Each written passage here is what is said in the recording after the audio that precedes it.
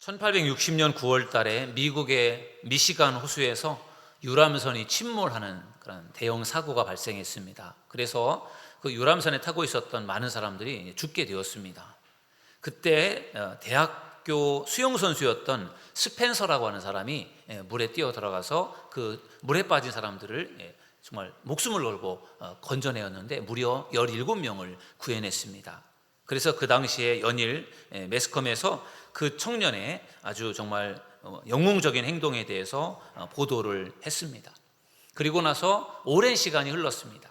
그리고 토레이라고 하는 박사님께서 LA에서 집회를 하게 되었는데 그 집회 자리에서 오래전에 있었던 그 스펜서 수영선수가 미시간 호수에서 유람선 사고가 났을 때 17명의 그 생명을 구원했다라는 그런 이야기를 하면서 그 스펜서의 용기와 희생 정신에 대해서 칭찬하는 그런 말을 집회 중에 했습니다. 근데 그 집회 자리에 거기에 스펜서가 노인이 되어서 그 자리에 참석을 하고 있었습니다.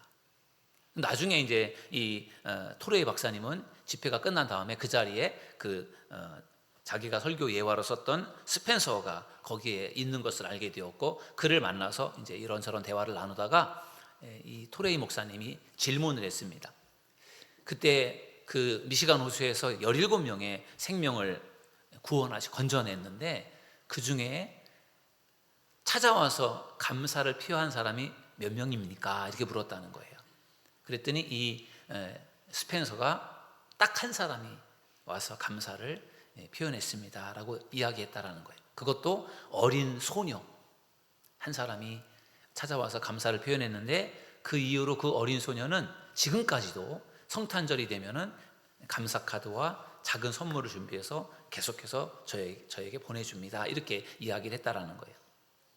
여러분, 물에 빠져 죽어가는 그 17명을 살려냈습니다. 정말 이건 생명의 은인이잖아요.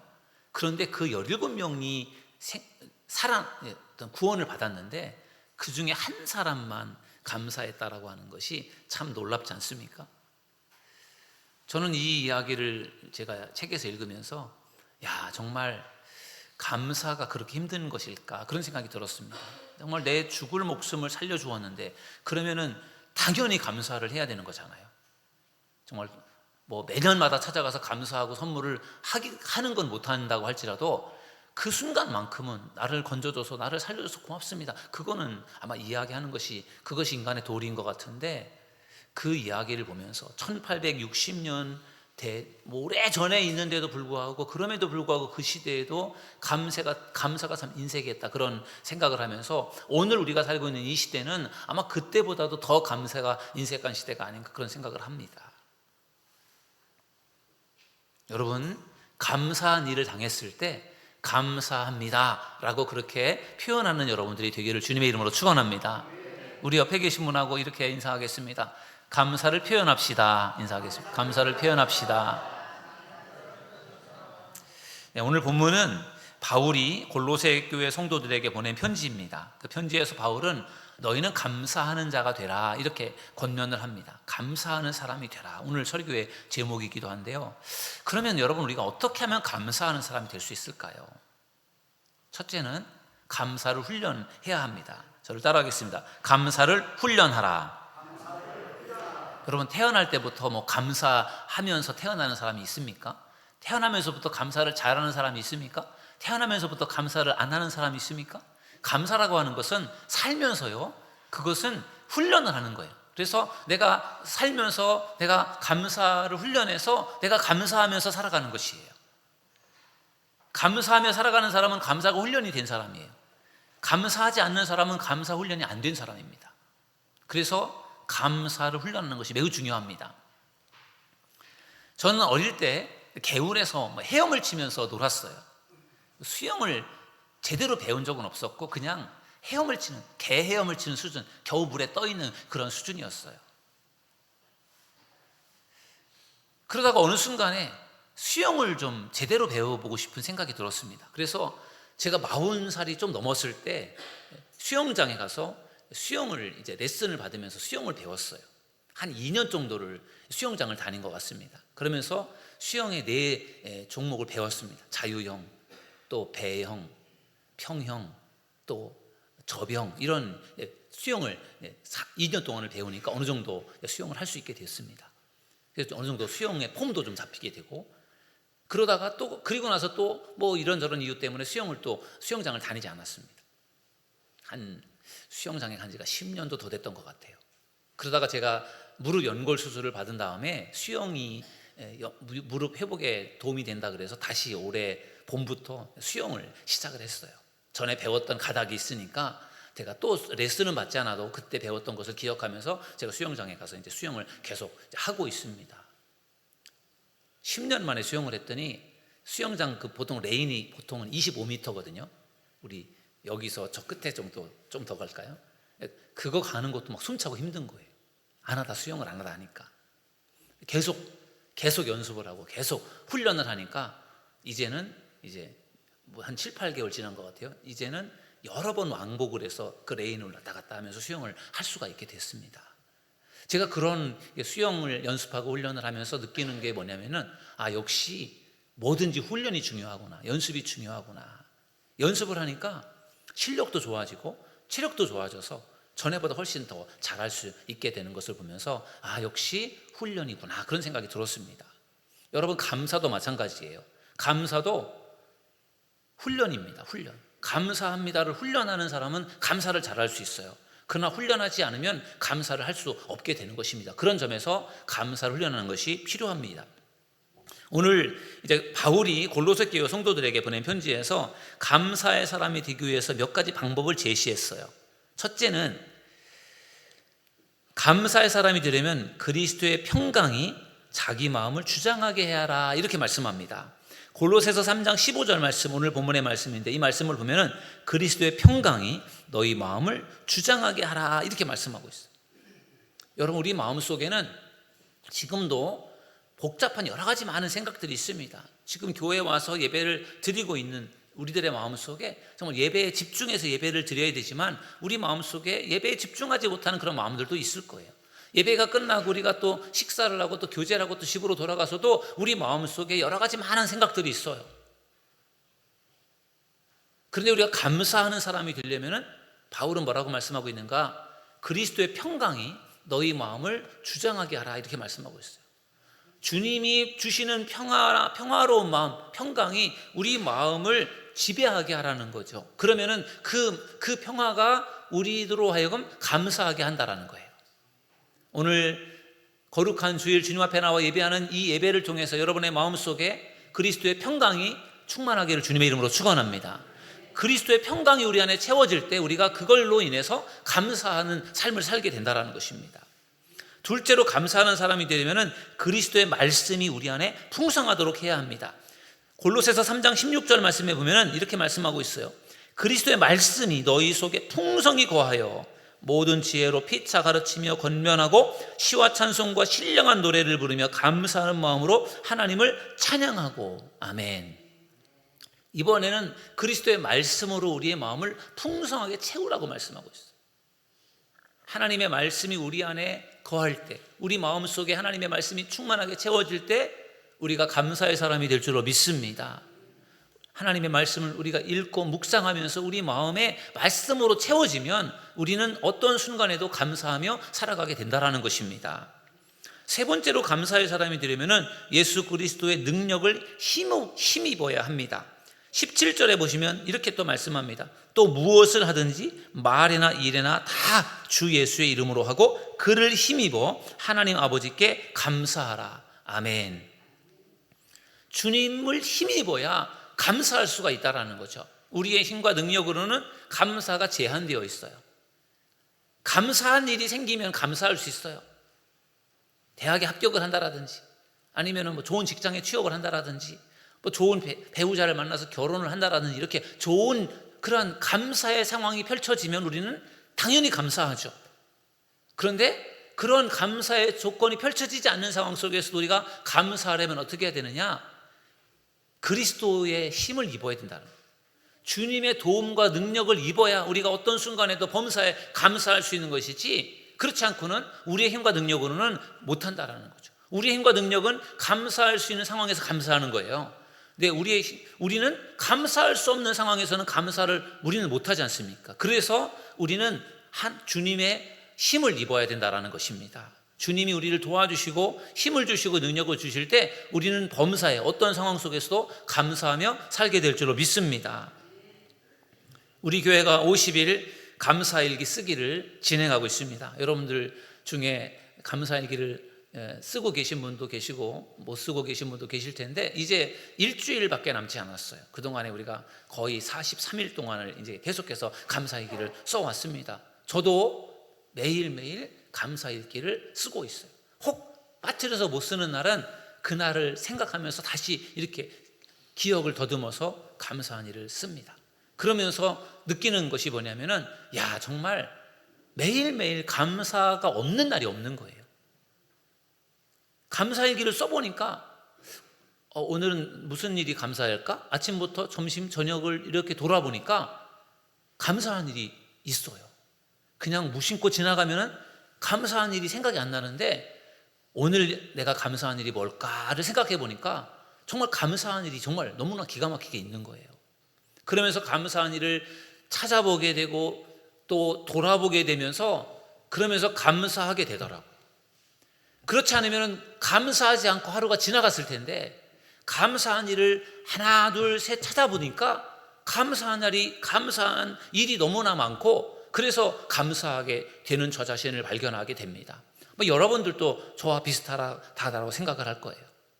저와 비슷한 마음을 가질 겁니다. 이상하다. 감사한 일이 이렇게 많았을까? 그리고 감사한 일을 찾아보면 마음속에 감사한 그런 마음을 갖게 됩니다. 그래서 우리 교회가 50일 감사 일기 쓰기를 하고 있습니다. 아마도 해보신 분은 너무 좋다라는 것을 느낄 것이고 안 해보신 분은 좀 후회가 될 것 같아요. 그래서 아무튼 우리가 정말 매일매일 감사를 생각해보고 감사를 찾아보고 우리가 감사를 기록하면서 우리가 감사를 훈련하다 보면 우리가 감사의 사람이 될 줄로 믿습니다. 50일 감사일기 쓰기는 사실 감사를 훈련하는 시간이에요. 처음부터 감사할 수 있는 사람이 없으니까 감사를 찾아보고 감사하고 기록해보고 하면서 감사를 훈련하는 것입니다. 아직도 감사일기를 써보지 못하신 분은 지금부터라도 한번 해보십시오. 나에게 오늘 감사한 일이 무엇일까를 간단 명료하게 적어보세요. 그러면은 신기하고 놀랍게도 여러분들에게 매일매일 감사한 일들이 펼쳐지게 될 줄로 믿습니다. 그런 점에서 우리가 감사의 사람이 되려면 어떻게 해야 되느냐? 감사를 훈련하는 여러분들이 되기를 주님의 이름으로 축원합니다. 두 번째 감사의 사람이 되려면요, 감사를 습관화해야 합니다. 저를 따라하겠습니다. 감사를 습관화하라. 여러분, 습관이라고 하는 것은 동일한 행동을 반복하면 습관이 만들어집니다. 근데 습관이 다 좋은 것이 아니라 좋은 습관이 있는가 하면 나쁜 습관이 있어요. 그래서 우리가 좋은 습관을 만드는 것이 매우 중요합니다. 좋은 습관을 만들기 위해서는 그 동일한 일을 계속 반복을 하는 거죠. 그러다 보면은 나중에는 그 동일한 행동이 오히려 습관이 되어서 나의 인생을 이끌어가게 되는 것입니다. 그래서 우리 자녀들이 정말 공부를 잘하면 좋겠다, 훌륭한 사람으로 잘 자랐으면 좋겠다라고 하는 그런 바람이 있는 부모는 아이들이 어렸을 때 책을 가까이 하게 하는 거예요. 책을 가까이 하는 습관을 만들어주는 거죠. 어렸을 때부터 책을 가지고 놀게 하고 늘 책을 읽게 하고 책을 가까이 하게 하면서 책에게 취미를 붙여주면 그러면은 그 아이는 책을 좋아하는 아이로 자라게 되고 책을 가까이 하면서 그는 결국은 공부를 잘할 수밖에 없는 그런 자녀로 성장이 되는 것이죠. 그래서 책을 읽도록 습관을 만들어주는 것이 매우 중요합니다. 나는 우리 자녀가 정말 신앙생활을 잘하는 자녀로, 믿음의 자녀로 잘 성장했으면 좋겠다라는 그런 바람이 있다면 어떻게 해야 될까요? 그 부모는 그 어린 아이 때부터 예배를 잘 드릴 수 있도록 습관을 만들어주는 거예요. 그러면 이 아이가 예배를 잘 드릴 수 있는 습관을 만들게 되니까 그 아이는 자연스럽게 예배의 사람으로, 믿음의 사람으로 자라게 되는 것이죠. 그래서 어렸을 때부터 습관을 잘 만들어주는 것이 매우 중요합니다. 좋은 습관을 만들게 될 때 우리의 인생 가운데 놀라운 일이 일어나게 될 줄로 믿습니다. 우리 옆에 계신 분하고 다시 한번 인사하겠습니다. 좋은 습관을 만듭시다. 이렇게 인사하겠습니다. 좋은 습관을 만듭시다. 여러분, 다니엘은 정말 기도가 습관화된 사람이었습니다. 다니엘은 하루에 몇 번을 기도했습니까? 하루에 3번씩 기도했어요. 매일매일 아침, 점심, 저녁에 무릎을 꿇고 하나님께 기도했어요. 그게 다니엘이 어렸을 때부터 만들어진 기도의 습관이에요. 그리고 다니엘 시대에, 다니엘이 젊은 시절에 바벨론에게 멸망을 당하면서 이스라엘이 바벨론의 포로로 잡혀갑니다.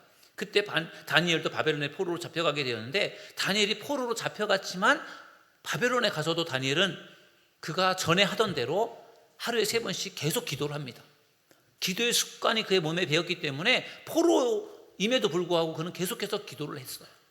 그러면서 다니엘이 정말 지혜롭고 능력이 있는 것이 인정이 되어서 나중에 바벨론의 총리가 됩니다. 다니엘이 바벨론의 2인자가 됩니다.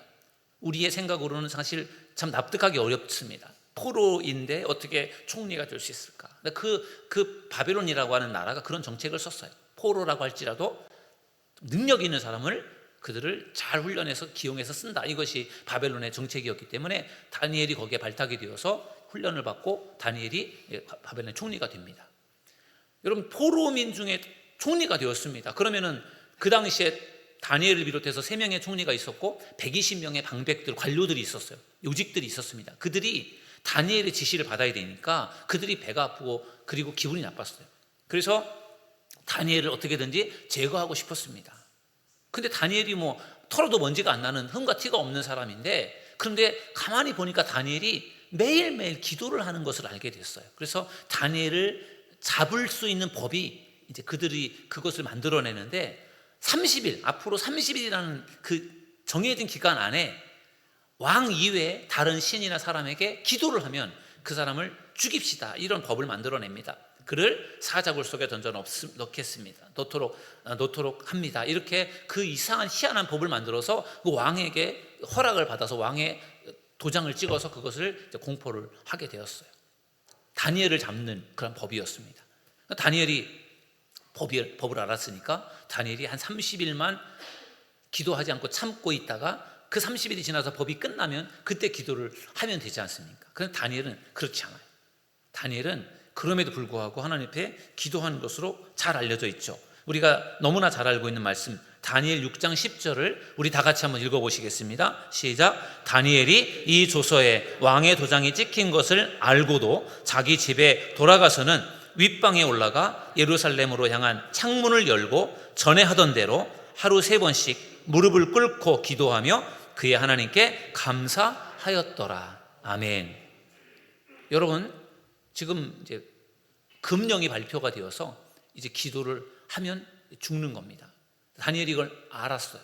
그럼에도 불구하고 전에 하던 대로 그가 집에 돌아가서 창문을 열고 예루살렘 성전을 향해서 그가 무릎을 꿇고 기도를 했어요. 놀랍지 않습니까?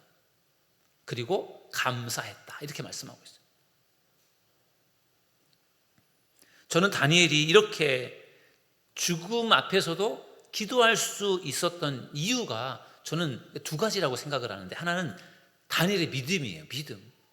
정말 목에 칼이 들어와도 나는 기도한다. 이게 다니엘의 믿음이었어요.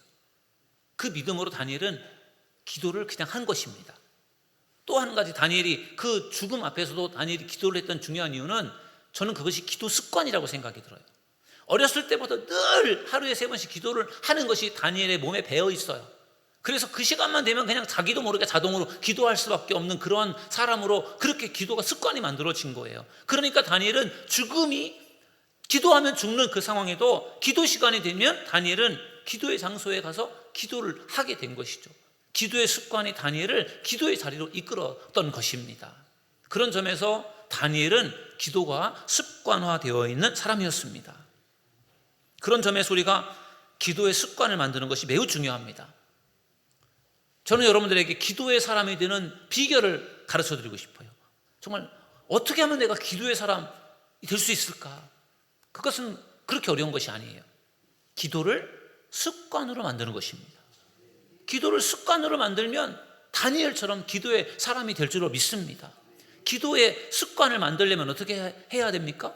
내가 기도하는 시간을 정해놓고 그 기도 시간에 동일한 시간에 계속해서 매일매일 그 시간에 기도를 하는 거예요. 새벽에 내가 새벽에 기도하기를 원한다면 그 새벽 시간에 반복해서 계속 규칙적으로 기도하는 거예요. 나는 새벽 시간에 기도하기가 어려우니까 난 아침에 기도하겠다. 그럼 아침에 계속해서 반복적으로 기도하는 거죠. 나는 점심때가 시간이 좀 기도하기가 좋으니까 그 점심시간에 나는 기도하겠다. 그럼 그 점심시간에 계속 기도하는 거예요. 나는 아무래도 밤에 기도하는 것이 난 좋다. 그렇게 생각되는 사람은 그 밤중에 내가 기도 시간을 정해놓고 계속 반복해서 기도하는 거죠.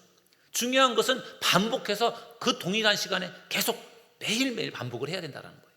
그러면은 자기도 모르는 사이에 기도가 몸에 배어서 기도의 사람으로 그가 성장하게 될 줄로 믿습니다.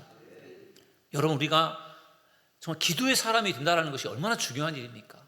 어떤 순간에도 내가 기도할 수 있는 그 기도의 사람이 어떻게 될 수 있다고요? 우리가 기도를 습관으로 만들 때 가능하다는 것을 믿으시기를 주님의 이름으로 축원합니다. 그 기도의 습관을 만드는 중에서도 가장 좋은 기도의 습관을 만들 수 있는 시간이 새벽이에요. 새벽. 그래서 새벽 기도가 참 좋습니다. 새벽 기도가 좋긴 하지만 참 힘들죠. 정말 남들은 다 잠을 자는 시간에 새벽 4시경에 일어나가지고 새벽 5시 예배를 드린다는 것이 믿지 않는 세상 사람들은 이해하기 어려운 일일 거예요. 근데 그 새벽에 방해받지 않는 시간에, 하루의 첫 시간에 하나님 앞에 나와서 기도하는 일을 반복할 때 하나님께서 놀라운 은혜를 베풀어 주실 줄 믿습니다. 기도의 습관이 만들어지는 것이고 하나님께서 놀라운 응답을 허락해 주시는 것입니다. 새벽 기도가 절대적인 것은 아니지만 그 시간에 습관, 우리가 정말 기도의 습관을 만들어서 우리가 정말 기도의 사람으로 우리가 세워지는 일에 있어서 매우 중요한 시간이에요. 바라기는 여러분들이 기도의 사람이 되기를 원하신다면 기도의 습관, 그것이 새벽이든 아침이든 점심이든 밤이든 하루에 30분이라도 내가 매일매일 똑같은 시간에 기도하겠다, 이런 마음을 가지고 기도의 습관을 만들면 여러분은 반드시 능력 있는 기도의 사람이 될 줄로 믿습니다. 바울은 감사가 습관화된 사람이었어요. 바울은 늘 감사하며 살았습니다. 근데 바울이 따져놓고 보면은 감사할 일이 많아서 감사했다라기보다는 그가 감사가 습관화되었기 때문에 감사했던 거예요. 바울에게는 육체 가시 고질병이 있었어요. 그리고 바울은 그것을 하나님께 고쳐달라고 기도를 했는데 하나님이 고쳐주시지 않았어요. 3번이나 기도했는데 하나님 안 고쳐주셨어요. 그러면 그것 때문에 섭섭할 수 있고 원망이 될 수도 있고 상처가 될 수도 있잖아요. 그런데 바울은 그렇지 않았어요. 원망하지 않았고 오히려 그것 때문에 바울이 기뻐하며 감사하는 것을 볼 수 있어요. 고린도후서 12장 10절에 보면 바울이 하나님께서 고쳐주시지 않았지만 이렇게 고백을 합니다. 그러므로 내가 그리스도를 위하여 약한 것들과 능욕과 궁핍과 박해와 곤고를 기뻐하노니 이는 내가 약한 그때의 강함이라. 아멘. 하나님이 질병을 고쳐주시지 않았지만 그럼에도 불구하고 바울은 불평원망하는 것이 아니라 기뻐하며 감사했어요. 어떤 순간에도 바울은 기뻐하며 감사했어요. 왜냐하면 바울에게는 그 기뻐하며 감사하는 것이 그의 몸에 배었어요. 습관화되었던 것입니다. 여러분들은 과연 어떻습니까? 여러분은 과연 감사를 잘 표현하는 사람인 것 같습니까? 아니면 감사에 좀 인색한 것 같습니까? 올 7월 달에 캄보디아에 단기 선교를 다녀오는데 단기 선교를 준비하면서 또 그곳에 가서 이제 캄보디아에 대해서 이제 공부하면서 배우게 된 것이 캄보디아 사람들은 감사에 인색하다는 것이었어요. 그리고 그 이유가 있었습니다. 그것은 그들의 종교 때문에 그랬어요. 불교와 힌두교의 영향으로 그들은 윤회 사상을 믿었어요. 윤회 사상. 계속해서 어떤 만물이 윤회가 된다, 돌고 돈다. 그래서 우리가 이 땅에 살다가 죽으면 우리 기독교는 죽어서 부활하고 천국과 지옥에 가는 것으로 기독교는 그러한 어떤 사후 세계관을 가지고 있는데 불교나 힌두교는 윤회 사상을 믿어요. 그래서 인간이 죽으면 다시 다음 생에 환생이 되는데 이 생에 살면서 덕을 쌓고 선한 일을 많이 한 사람은 인간으로, 그리고 인간 중에서도 어떤 높은 어떤 그런 어떤 그 인도의 높은 계급으로 이렇게 이제 환생을 한다, 이렇게 그들은 믿고, 내가 덕을 쌓지 못하고 평소에 좋은 일을 하지 않으면 짐승으로 미물로 태어난다, 이렇게 믿는 거죠. 그래서 그들이 이 땅에 살아가는 동안에 힌두교나 불교는 윤회사상을 믿기 때문에 선을 행하고 덕을 베푸는 일들을 한다라는 거예요. 그런데 이 캄보디아 사람들은 그러한 윤회사상의 영향을 받아서 누군가가 나에게 도움을 줄 때 너무 나에게 도움을 주니까 감사합니다, 이런 마음보다는 자기 덕을 쌓으려고 나를 도와주는 것이니까 자기를 위해서 나를 도와준다라는 생각을 한다라는 거죠. 그러니까 감사가 안 되는 거예요. 여러분, 우리의 사고방식이 매우 중요해요. 기독교적인 사고방식, 감사하는 마음을 가지고 세상을 바라보면 우리가 감사할 일이 참 많은데, 우리가 다른 생각을 가지고 세상을 바라보면 세상은 우리가 생각하는 것과 다르게 보여지는 거예요. 저 사람이 나에게 정말 진심으로 나를 도와주는구나, 참 감사하다, 이런 마음으로 감사를 받아야 될 텐데 자기의 덕을 쌓아서 자기 좋으려고 나를 도와주는 거지, 이렇게 생각을 하니까 감사가 안 되는 거예요. 처음에는 이해가 안 됐는데 그 얘기를 듣고 보니까 어느 정도는 그들이 왜 감사가 부족한지를 이해할 수가 있었습니다. 그러나 그런 모습들은 올바르지 않은 모습이에요. 사람이 은혜를 입었으면 감사하는 것이 당연한 것이지, 감사할 일을 겪으면서도 감사하지 못한다는 것은 사실은 정말 그것은 옳지 못한 일이라 생각을 합니다. 우리가 누군가에게 도움을 받았을 때 감사를 표현하는 저와 여러분 모두가 되기를 주님의 이름으로 축원합니다. 미국 사람들이 감사합니다라는 말을 잘 표현해요. 땡큐라는 말을 수십 번씩 하루에도 그렇게 그들이 표현을 합니다. 작은 일에도 땡큐 감사합니다, 땡큐 감사합니다, 그렇게 그들이 하는 이유는 아마도 그들은 감사가 습관화되어 있는 것 같아요, 미국 사람들은. 그래서 습관화되어 있다 보니까 작은 일에도 감사합니다라는 것을 그렇게 고백을 하는 것입니다. 바라기는 저는 우리 교회 성도님들도 감사가 습관화될 수 있기를 주님의 이름으로 축원합니다. 그러려면 우리가 계속 감사를 우리가 자꾸 표현을 해야 됩니다. 여러분, 과연 주일날 교회에 오셔서 과연 감사를 얼만큼이나 표현하는 것 같아요? 여러분, 한번 자신을 생각을 해보십시오. 내가 과연 주일날 교회에 와서 나는 몇 번이나 감사를 고백하고 돌아가나? 한 번도 고백하지 않고 돌아가는 분도 있을 것 같아요. 앞으로는 주일날 교회에 오시면 여러분들이 최소한 3번씩은 감사를 고백하고 돌아갈 수 있기를 주님의 이름으로 축원합니다.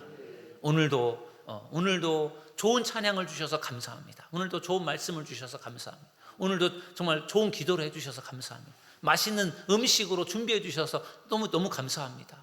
오늘도 이렇게 교회에서 만날 수 있게 돼서 감사합니다. 건강한 모습으로 만날 수 있어서 감사합니다.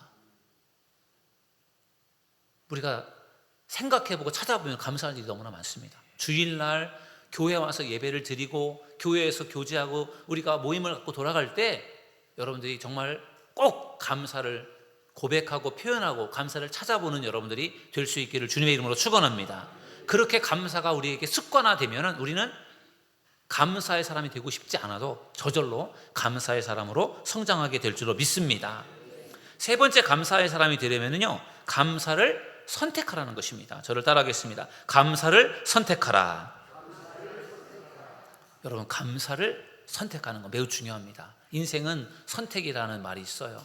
우리 인생은요, 끊임없이 많은 것들을 선택하면서 우리가 삽니다. 지금의 저의 인생이 지금에 이르기까지 저도 수많은 선택을 하면서 지금까지 왔습니다. 우리는 인생을 살면서 많은 선택을 하지 않습니까? 학교도 선택을 해야 됩니다. 어느 학교를 갈 것인가. 입시생들은 이제 내가 어느 학교를 갈 것인가를 선택을 해야 되잖아요. 어떤 직업을 내가 가질 것인가 선택을 해야 됩니다. 어떤 친구를 내가 만날 것인가, 어떤 배우자를 만날 것인가, 선택을 해야 되는 것이죠. 어떤 집에서 내가 살 것인가 마찬가지로 선택을 해야 되는 거예요. 어떤 자동차를 살 것인가 선택을 하는 것이죠. 다양한 많은 선택 속에서 우리는 선택을 하며 살아가는 것입니다. 그리고 우리 인생은 무엇을 선택하느냐에 따라서 많이 달라지게 됩니다. 어떤 사람을 만나느냐, 어떤 사람을 내가 선택하느냐에 따라서 우리 인생이 많이 달라져요. 감사도 마찬가지예요. 내가 감사를 선택하느냐, 감사를 선택하지 않느냐가 우리 인생을 많이 다르게 만들어버려요. 감사를 선택하는 사람은 그 사람은 감사의 사람이 되는 것이죠. 감사를 선택하지 않는 사람은 감사의 사람이 될 수 없습니다. 오히려 불평 원망의 사람이 될 것입니다. 여러분, 사도 바울은 많은 고난을 겪었습니다. 그가 주님을 만난 이후에 그가 정말 주님으로 인하여 기쁘고 즐거운 삶을 살았지만 사실 그의 인생을 돌아보면요, 정말로 많은 고난과 핍박과 환난을 겪었어요. 얼마나 많은 고난과 핍박을 당했느냐. 바울이 고린도 교회에 보낸 두 번째 편지에서 자기가 당한 고난을 이렇게 표현했어요. 고린도후서 11장 24절에서 27절의 말씀을 요약해서 보면요, 유대인들에게 40에서 하나 감한매를 5번이나 맞았으며 3번 태장으로 맞고 1번 돌로 맞고 3번 파선하고 일주야를 깊은 바다에 지냈으며 또 수고하며 애쓰고 여러 번 자지 못하고 줄이며 목마르고 여러 번 굶고 춥고 헐벗었노라. 아멘. 바울이 얼마나 많은 핍박과 고난을 당했습니까? 이렇게 핍박과 고난을 당했던 바울이, 그러면은 이렇게 많은 고난과 핍박을 당했던 바울이 하나님 저 좀 살려주세요. 저 너무 힘들어요. 하나님 왜 이렇게 저에게 이렇게 고난을 주십니까? 이렇게 하나님께 기도해야 그게 앞뒤가 맞는 것 같은데, 그런데 바울은 이렇게 많은 고난을 당하면서 핍박을 당했지만 바울은 그런 상황에서 기뻐하며 감사했던 사람이에요. 어떻게 그게 할 수 있었을까? 저는 그것이 바울이 어떤 순간에도 감사를 선택했기 때문인 줄 믿습니다. 여러분, 바울이 데살로니가 교회 성도들에게 보낸 편지, 유명한 편지잖아요. 범사에 감사하십시오. 이것이 그리스도의 예수 안에서 여러분들을 향한 하나님의 뜻입니다. 범사에 감사하십시오. 모든 상황 속에서 감사하십시오. 이렇게 바울이 가르쳤잖아요. 근데 바울은 그것을 가르치기만 한 것이 아니라 본인도 그렇게 살았어요. 에베소 교회 성도들에게 보낸 편지에서 바울이 이렇게 고백을 합니다. 에베소서 5장 20절, 우리 다 같이 한번 읽어보시겠습니다. 시작. 범사에 우리 주 예수 그리스도의 이름으로 항상 아버지 하나님께 감사하며. 아멘. 에베소 교회 성도들에게 보낸 편지에서 바울이 자신을 고백하는 거죠. 나는 항상 아버지 하나님께 감사한다. 감사할 일이 넘치도록 많아서 감사하기보다는 바울이 힘들고 어려운 상황 속에서도 늘 감사를 선택한 거예요. 그러니까 감사할 수밖에 없게 되는 거죠. 감사를 선택하는 거예요. 여러분, 우리의 인생에도 항상 감사할 만한 일만 있지 않아요. 우리 하루의 일과를 놓고 봐도 감사할 일도 있지만 감사하지 못할 일도 많습니다. 불평하고 원망할 일도 많아요. 그런데 우리는 그렇게 많은 불평과 원망과 감사의 생활, 삶이 이렇게 막 섞여 있는 삶 속에서 우리는 감사를 선택하고 살아가는 거예요. 불평을 선택해서 불평하고 원망하는 그런 인생이 아니라 오히려 그 중에 감사한 일을 선택해서 감사하며 살아가는 저와 여러분 모두가 되기를 주님의 이름으로 간절히 축원합니다. 그래서 감사가 선택이에요. 모두가 감사할 수 있는 상황에서는 감사를 선택하지 않아도 감사할 수 있어요. 그런데 감사할 수 없는 상황에서는 감사를 선택하지 않으면 감사할 수가 없는 거죠. 우리 믿음의 사람들은 하나님의 그 선하심을 믿지 않습니까? 하나님은 모든 것이 합력하여 선을 이루시는 하나님이신 줄로 믿습니다. 지금 당장에 내 눈앞에 펼쳐지는 일들이 힘들고 어렵지만 그럼에도 불구하고 하나님은 이것조차도 합력하여 선을 이루실 거라는 믿음을 갖기 때문에 그 순간에도 우리가 감사를 선택할 수가 있는 것입니다. 아직 게임은 끝난 것이 아니잖아요. 지금의 고난이 계속되는 것이 아니라 이 고난의 터널을 벗어나고 지났을 때 하나님께서 이 고난을 통해 나를 연단시켜서 나를 더 귀한 사역자로 하나님께서 나를 사용하신다는 것을 믿으시기를 주님의 이름으로 축원합니다. 이스라엘 백성들이 출애굽을 해서 광야를 행진할 때 이스라엘 백성들의 모습은 우리의 인생의 축소판이에요. 그들이 애굽에서 탈출해 나와서 광야 40년을 살잖아요. 그들이 정말로 가고 싶었던 곳은 광야가 아니라 가나안 땅이었잖아요.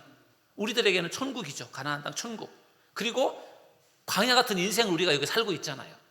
이 광야 같은 인생이 힘들고 어려워요. 이스라엘 백성들이 광야에서 만나 먹기 싫다고 지겹다고 질린다고 투덜거리고 불평불만하고 목마르다고 불평불만하는 것처럼 우리도 이 광야 같은 인생을 살면서 우리도 불평하고 원망할 때가 참 많잖아요. 그런데 우리가 이것을 어떻게 참고 인내할 수 있느냐? 천국에 대한 소망을 가지고 참고 인내하며 가는 것이죠. 하나님은 이런 고난과 어려운 상황들을 통해서 우리를 더 단련시키고 훈련시켜서 우리가 하나님의 나라 천국에 들어갈 수 있는 사람으로 우리를 다듬어 가시고 만들어 가신다는 것을 우리가 믿기 때문에 우리가 고난이 와도 어려움이 와도 참고 인내하며 견딜 수가 있는 것입니다. 그래서 우리가 고난이 있어도 어려움이 있어도 낙심하지 말고 감사를 선택하고 감사할 수 있는 저와 여러분 모두가 되기를 주님의 이름으로 축원합니다. 그것이 바로 우리가 감사의 사람이 되는 비결인 것입니다. 오늘 저는 여러분들과 감사의 사람이 되려면 어떻게 해야 되는지에 대해서 말씀을 나눴습니다. 어떻게 하면 우리가 감사의 사람이 될 수 있는가? 감사를 훈련하십시오. 그리고 감사를 습관으로 만드십시오. 그리고 어떤 순간에도 감사를 선택하십시오. 그러면은 우리가 감사의 사람이 되고 싶지 않아도 우리는 저절로 감사의 사람이 될 줄로 믿습니다. 감사의 사람이 되어서 날마다 감사로 하나님께 영광 돌리는 믿음의 성도들 되시기를 주님의 이름으로 축원합니다. 우리 시간에 함께 찬양하고 우리 기도하는 시간을 갖겠습니다. 주님 손잡고 일어서세요. 우리 찬양하겠습니다.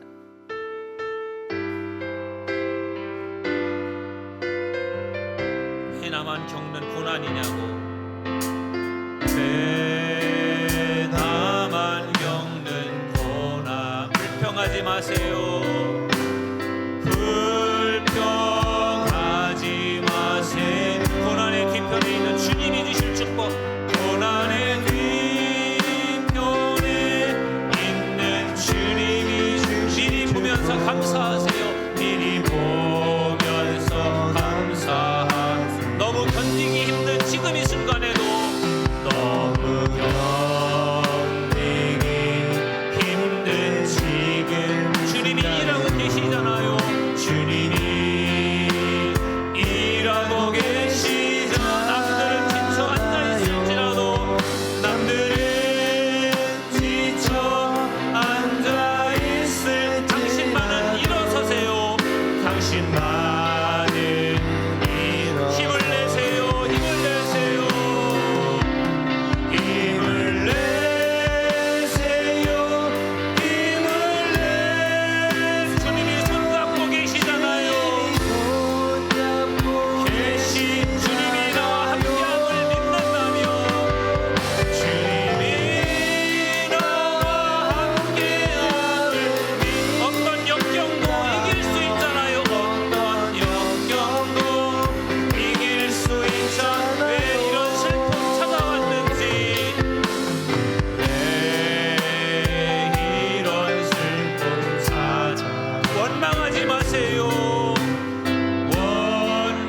원망하지 마세요. 당신이 잃은 것보다 주님께 받은 은혜, 당신이 잃은 것보다 주님께 받은 더욱 많은 은혜 감사하세요. 더욱 많은 은혜 감사. 너무 견디기 힘든 지금 이 순간에도, 너무 견디기 힘든 지금 이 순간에 주님이 일하고 계시잖아요. 주님이 일하고 계시자. 남들은 지쳐 앉아있을지라도, 남들은 지쳐 앉아있을지라도 당신만은 일어서세요. 당신만은 힘을 내세요. 힘을 내세요.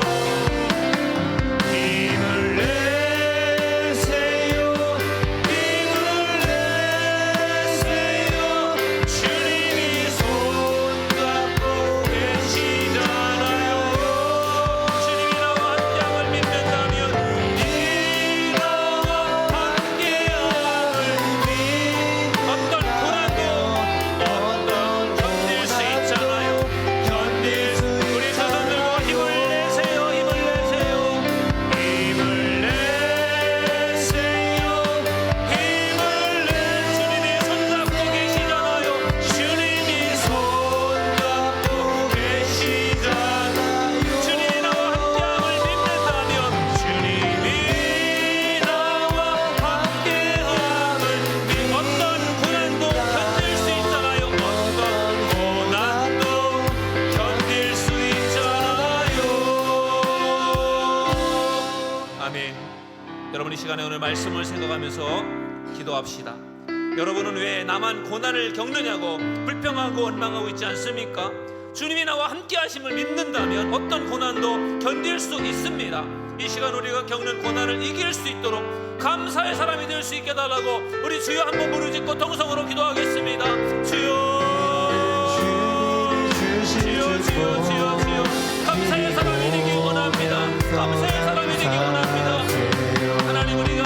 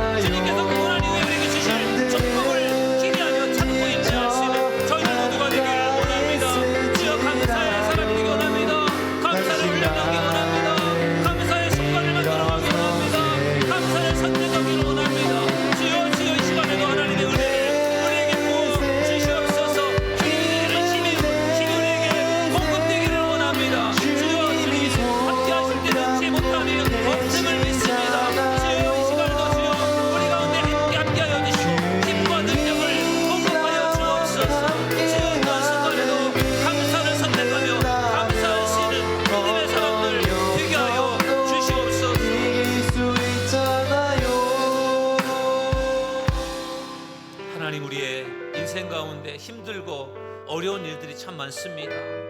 정말 우리가 하나님을 믿고 섬김에도 불구하고 우리에게 고난이 찾아오고 역경이 찾아오며 환난이 찾아올 때도 있습니다. 주님, 그렇지만 우리가 그런 고난의 환난의 상황 속에서 낙심하고 절망하며 불평하며 원망하는 것이 아니라 그 고난의 뒤편에 있는 주님의 그 축복을 기대하며 기억하게 하시고 우리가 인내하며 우리가 견뎌낼 수 있는 믿음의 성도들 다 되게 하여 주옵소서. 주님, 우리가 감사의 사람이 되기 원합니다. 감사를 훈련하게 하시고 감사를 습관으로 만들게 하셔서 어떤 순간에도 감사할 수 있는 우리 감사의 사람들 다 되게 하여 주옵소서. 우리 구주 예수님의 이름으로 기도드리옵나이다. 아멘.